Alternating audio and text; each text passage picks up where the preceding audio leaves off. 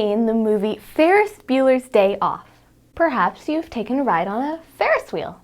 But we're not talking about a day off or a Ferris wheel. We're talking about ferrous oxide.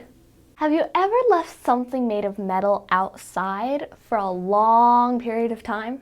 If it was like most things made of metal, it probably rusted. That's because iron reacts with heat, oxygen, and air to create iron oxide, rust.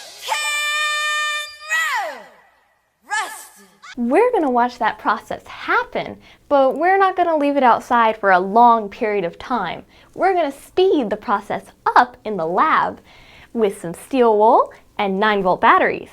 When both battery terminals touch the steel wool, the electrons from the battery move rapidly through the steel wool and make a complete circuit.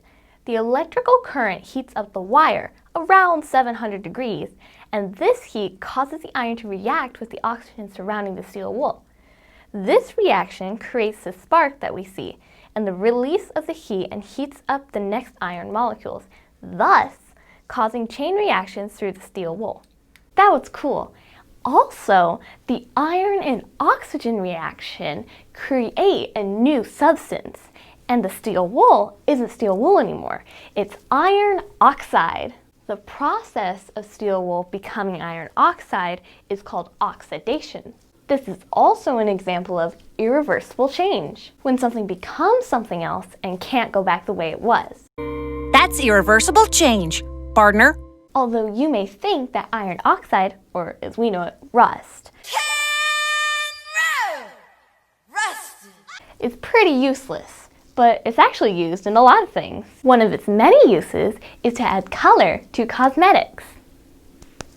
Life can sometimes feel like oxidation.